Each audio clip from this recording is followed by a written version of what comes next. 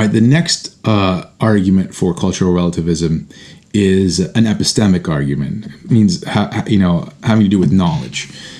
We can never know objective facts about morality, right? Like we can never like actually empirically observe them or whatever. However you think that we come to knowledge of things, we can't access them in those ways. Therefore, cultural relativism is correct. Now, Immanuel Kant thinks that that all ethics is grounded in rationality, is grounded in things that you can reason to. The weird thing about that is not everybody agrees with him, right? People using their reason disagree with Kant.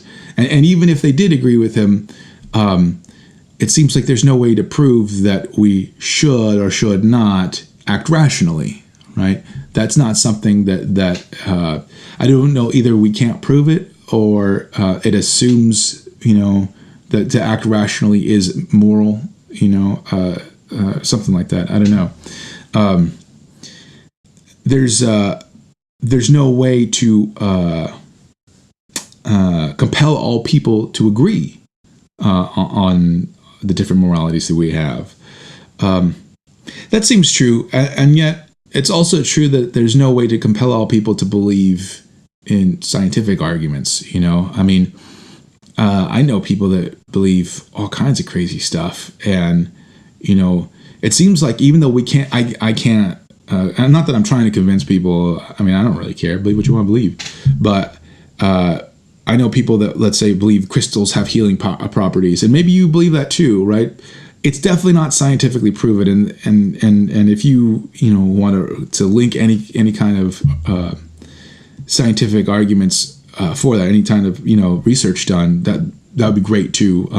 I don't think so, at least, right?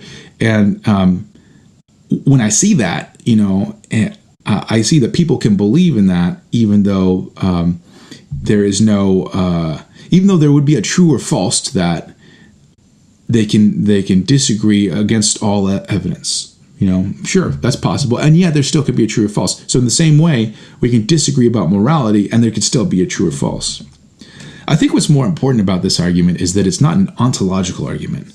It's not an argument that proves that there's no such thing as morality. It proves that we can't know if there's such a thing as morality, right? But it doesn't prove that there is no morality. So it doesn't actually prove cultural relativism, right? Cultural relativism is to say that there is no objective morality.